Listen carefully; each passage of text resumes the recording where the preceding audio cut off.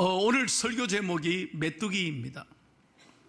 우리나라 속담에 메뚜기도 한철이라는 말이 있습니다.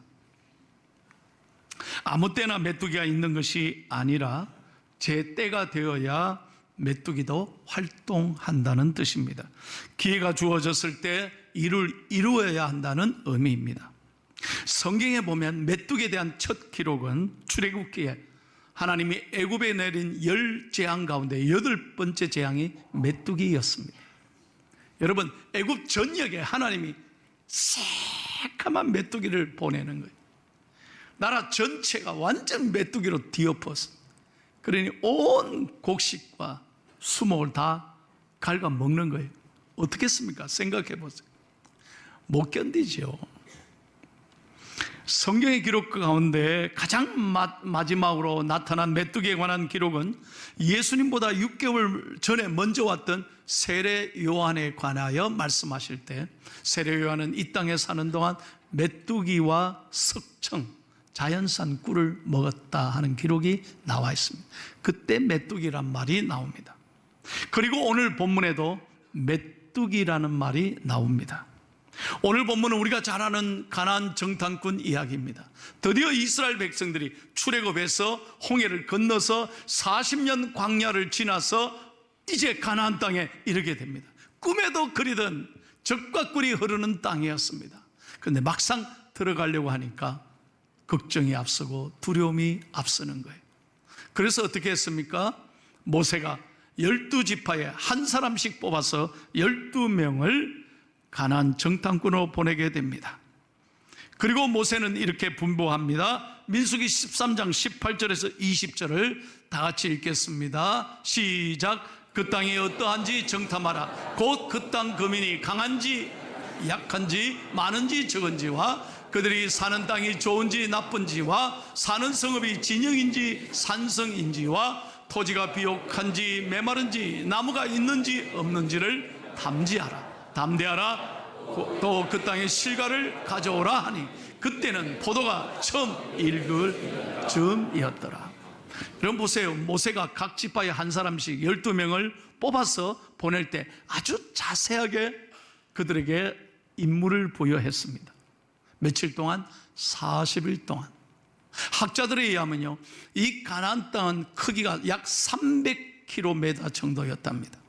300km를 다니려면 15날, 그러니까 보름이면 대충 다 다닐 수 있다는 거예요. 그런데 40일이 걸렸다고 하는 것은 굉장히 상세하게 자세하게 돌아다녔다는 말입니다. 40일을 꼬박 다니면서 그들이 정탐했습니다. 그리고 그들이 돌아와서 백성들 앞에서 이렇게 보고합니다. 첫 마디가 뭐냐? 정말로 그 땅 좋습니다. 정말 젖과 꿀이 흐르는 땅입니다 했을 때 이스라엘 백성들 그 첫 마디에 얼마나 좋았을까요? 할렐루야 아멘 했을 것입니다. 익사이트하고 박수치고 야단났을 것입니다. 그런데요, 시작은 좋았는데 점점 보고하는데 가슴 아픈 얘기를 하는 거예요. 자, 오늘 본문 31절에서 33절 보세요. 정탐꾼이 뭐라고 말합니까? 다 같이 읽겠습니다. 시작. 그와 함께 올라갔던 사람들은 이르되 우리는 능히 올라가서 그 백성을 치지 못하리라. 그들은 우리보다 강하니라 하고 이스라엘 자손 앞에서 그 정탐한 땅을 악평하여 이르되 우리가 두루 다니며 정탐한 땅은 그 건주민을 삼키는 땅이요 거기서 본 모든 백성은 신장이 장대한 자들이며 거기서 네피림 후손인 아낙 자손의 거인들을 보았나니 우리는 스스로 보기에도 메뚜기 같으니 그들이 보기에도 그와 같았을 것이다. 자, 여기 33절에 메뚜기란 말이 나오죠. 누가 한 말이에요? 제가 너무 어려운 질문했습니까? 누가 한 말이에요? 예, 정탐꾼들이, 그러니까 이스라엘 백성들이 한 말이에요. 자기들 스스로가 너무 좋은 땅은 맞는데 그 땅의 사람들 보니까 너무 키가 크더라, 힘이 세 보이더라. 그래서 들어가면 우리 다 질 것 같더라. 그래서 그들을 생각하니 우리는 메뚜기 같습니다. 여러분, 오늘 말씀을 잘 귀 기울여 들어야 합니다. 왜 그랬을까요? 오늘 우리 시온 찬양대 찬양에도 나왔습니다. 우리가 왜 그랬을까요? 갑자기 우리 눈앞에 큰 문제가 나타났을 때 그 문제의 마음을 다 빼앗기고 마는 거예요. 그 순간 하나님을 바라봤던 내 믿음을 잃어버리게 되는 것입니다. 그리고 상대가, 문제가 너무 커 보이는 거예요. 그래서 문제 속에 갇혀서 자기 자신은 점점 한없이 약해 보이는 거예요. 그 표현이 우리는 메뚜기입니다 라는 말입니다.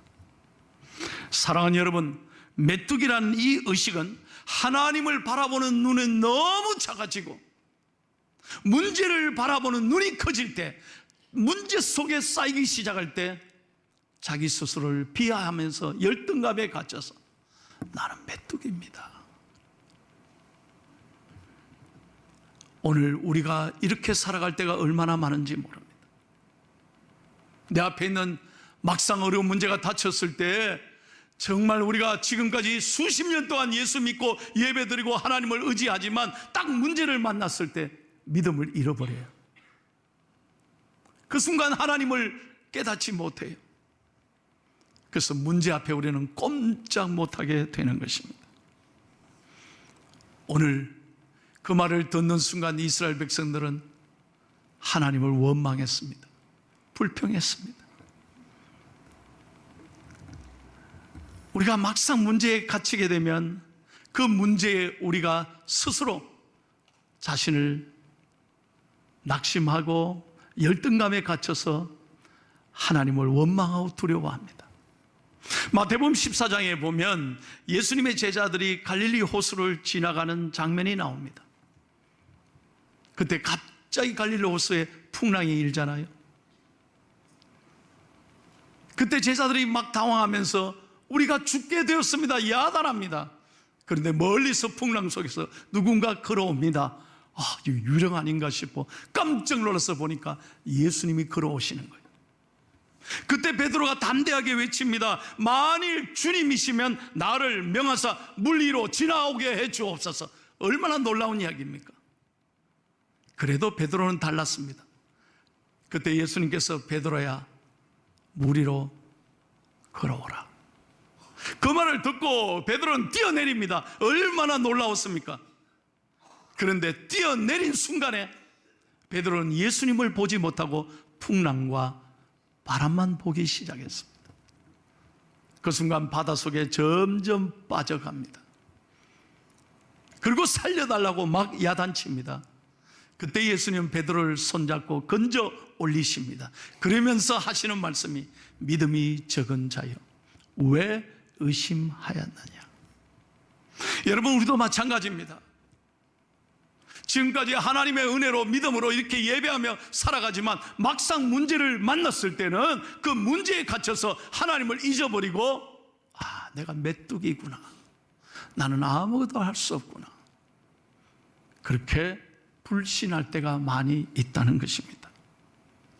여러분, 기억하시길 바라요. 정탐꾼들이 자신을 메뚜기라고 한 것은 하나님을 신뢰하지 못하기 때문입니다. 아무도 이스라엘을 메뚜기라고 생각한 사람은 없습니다. 오늘까지 출애굽해서 홍해를 건너서 수많은 전쟁을 했지만 그때마다 하나님이 함께 하셔서 이스라엘은 승리하게 하셨습니다. 그런데 지금 이 순간은 그걸 다 잊어버리고 만 것입니다. 오늘 여호수아서 2장 9절 보십시오.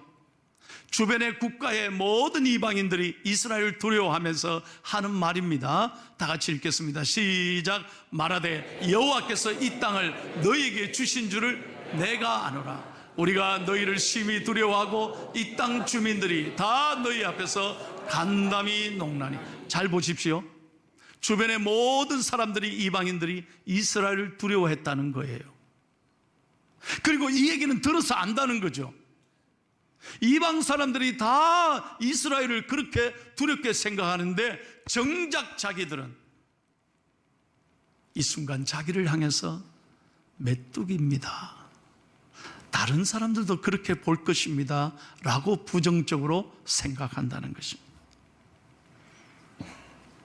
오늘 사랑하는 성도 여러분, 여러분 가운데도 어려운 문제를 만날 때마다 우린 참 마음이 무너질 때가 많습니다. 나는 되는 게 없어. 나는 아무것도 할 수 없어. 나는 메뚜기 같다. 그래서 점점 우울증에 빠지고 잠을 못 주무시고 염려와 두려움 속에서 하루하루 지낼 때가 얼마나 많은지 몰라요. 저는 오늘 말씀을 준비하면서 우리 포항중앙교회 성도 여러분들은 믿음으로 이 어려움을 이겨내고 믿음의 눈을 열어 주님을 바라볼 수 있기를 예수님의 이름으로 축복합니다. 여러분, 메뚜기라는 말은 감사가 없기 때문에 생긴 말입니다. 감사를 잃어버렸을 때. 여러분 생각해 보세요. 이 10명의 정탐꾼은요, 가나안 땅을 밟았습니다. 40일 동안. 정말 축복받은 사람 아닙니까? 남들보다도 그들은 정탐꾼으로 뽑혀서 이미 그 땅을 밟았어요. 그리고 많은 것을 보았어요. 그리고 그 과일을 손에 들고 왔잖아요. 얼마나 복받은 사람이에요. 그런데 그곳에 사는 사람들 때문에 감사를 잃어버리는 거예요. 감사를 잃어버리는 순간 염려하고 두려워하고 불평하고 원망하는 거죠. 여러분, 우리가 지금까지 수많은 하나님의 은혜를 누리고 살아왔어요. 믿으시면 아멘. 여러분들이 이렇게 건강하게 오늘 교회에 나오셨다면 여러분 정말 감사하셔야 돼요. 아유, 목사님 더워 죽겠어요. 더워 죽는 것을 느끼는 순간 여러분은 감사해야 돼요. 왜? 살아있기 때문에 더운 것을 느끼는 거예요. 여러분, 수술하신 분들이 더움을 느낍니까? 중환자실에 지금 계신 불쌍한 분들이 더운 걸 느껴요. 살아있기 때문에 더운 걸 느끼는 거예요. 더워 죽겠다. 뭘 죽어 죽기는. 어느 한순간에 감사를 잃어버릴 때 많은 것을 누리고 있으면서 여러분 한 가지 문제 때문에 거기에 마음을 빼앗기니까 감사를 잃어버려 불평하고 원망하는 거예요. 저는 지난 주일날 몽골에 다녀왔습니다. 제가 몽골은 이번엔 처음이에요. 많은 나라를 가봤는데 몽골은 처음이에요. 저도 기대하고 왔습니다. 참 몽골이요, 진짜 가보니까 가슴 아프더라고요. 물론 대한민국보다 훨씬 높은 지대에 있으니까 날씨는 진짜 죽이더라고요. 구름이 바로 위에 있어요. 공기도 얼마나 좋은지 몰라요. 선선해요. 낮에는 스콜이라 그러죠. 비가 쫙 뿌려주니까 더 시원해. 그런데요, 어떻게 그렇게 못 사는지 몰라. 세상에 울란바토르 그 수도를 지나가는데 신호등을 딱 2개 봤습니다. 신호등이 없어. 무슨 말이냐? 그 수많은 자동차, 여기 우리 한 10분 거리밖에 안 되는데 차가 너무 많고 이게 하니까 1시간 걸려요. 이 도시를 빠져나가는데 1시간 걸려요. 신호등이 없다는 게 딱 2개 봤어, 2개 봤어. 그런데 그 몽골을 우리 아이들이 52명 갔습니다. 교사들하고. 아이들이요, 고등부 아이들이 핸드폰을 다 반납하고 갔습니다. 여러분 한번 상상해 보세요. 여러분 핸드폰 1시간만 없이 살아보실래요? 얼마나 불안하겠어요. 그런데 그 고등학생들이 핸드폰을 다 집에 부모님께 맡기고 떠났습니다. 저도 밥을 이틀간 먹는데 세상에 땅바닥에 앉아서 먹었습니다. 상이 어디 있습니까? 상이. 그냥 앉아서. 화장실, 1960년대 화장실이더라고요. 근데 그 아이들이 그런 곳에 땅바닥에 자면서도 선교하면서 어느 누가 불평 안 해요. 아이들이 너무 좋아하는. 제가 가니까요, 전부 다 목사님, 목사님. 힘들지 않니? 아니에요, 목사님. 너무 좋아요. 아멘도 아무도 안 하셔. 왜 그랬을까? 왜 그렇게 우리 아이들이 저렇게 이 척박한 땅에 와서 저렇게 기뻐할 수 있을까? 예수님이 가슴에 있기 때문에. 예수님이 가슴에. 사랑하는 여러분, 감사를 잃어버리면요, 아무리 지난날 은혜를 주셔도 그 은혜를 은혜로 알지 못하고 문제에 빠져서 불평하고 원망하는 거예요. 오늘 여러분 안에 있는 속의 걱정, 근심, 두려움이 깨끗하게 하나님의 은혜로 씻어지기를 축복합니다. 그리고 내가 누구냐? 나는 메뚜기가 아니요, 나는 하나님이 사랑하는 사람이에요. 이 믿음으로 용기를 가지고 일어나기를 축복합니다. 제가 전라남도 영광을 얼마 전에 갔다 왔습니다. 설교를 하러 갔는데요, 점심때 목사님이 저를 영광 굴비를 사주겠다 그래요. 그래서 굴비 좋아하냐 그래서 예, 굴비 좋죠. 그래서 굴비집에 갔습니다. 그 식당 이름이 귀빈이라는 식당이었습니다.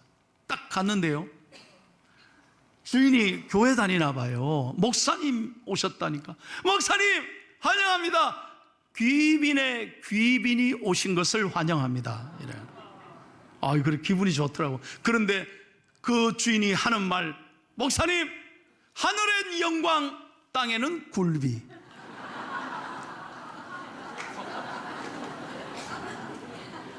영광 굴비란 게, 이야, 그 말, 그 표정에 제가 얼마나 감동받았는지 몰라. 여러분, 그분이 할 수 없이 억지로 장사하는 게 아니더라고. 얼마나 표정이 행복한지 몰라. 목사님, 하늘엔 영광, 땅에는 굴비. 우리 굴비가 최고요. 저는 진짜 맛있게 먹었어요. 그리고 팁을 10,000원을 더 드리고 왔어. 너무 제가 많이 배웠어요. 여러분, 그렇습니다. 억지로 불평하면서 하는 사람하고 감사로 하는 사람은 인생의 결과가 달라지지 않겠습니까? 여러분, 똑같이 봐도, 똑같은 어려운 상황을 만나도 생각이 다른 사람이 있습니다. 믿음의 말을 하는 사람이 있습니다. 여호수아와 갈렙이 그랬습니다. 자, 30절 말씀 읽고 마치겠습니다. 잘 보세요. 똑같이 봤는데 두 사람은 다릅니다. 10명은 다 불평하고 원망했지만, 보세요. 다 같이 시작.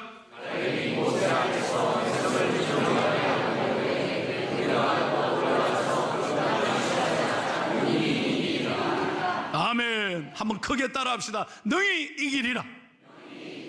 자기 자신에게 선포하세요. 다 같이 능히 이기리라.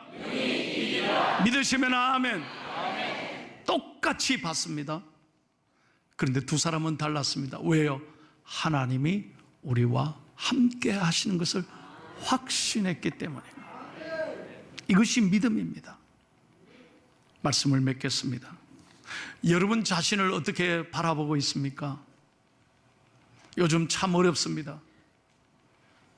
우리 대한민국이 이렇게 잘 살지만 여전히 전 세계 자살률 1위입니다. 우울증 환자가 계속 늘어나고 있습니다. 밤마다 불면증으로 잠 못 이루는 사람이 많습니다. 왜요? 걱정, 근심과 더러운 악한 영이 우리를 마음을 무너지게 하고 있습니다. 저는 우리 성도님들이 이 어려운 때를 살아가지만 메뚜기가 아니라 하나님의 사람으로 당당하게 이 세상에서 자신과의 싸움에, 세상과의 싸움에, 마귀와 영적 싸움에서 승리하는 위대한 승리자가 되기를 바랍니다. 여러분 보세요. 메뚜기라고 생각하고 메뚜기라고 말한 사람은 메뚜기처럼 살았습니다. 그리고 아무도 가나안 땅에 들어가지 못했습니다. 그 광야에서 죽었습니다. 이것이 결론입니다. 우리는 말이 참 중요합니다. 말하는 대로 되는 거예요.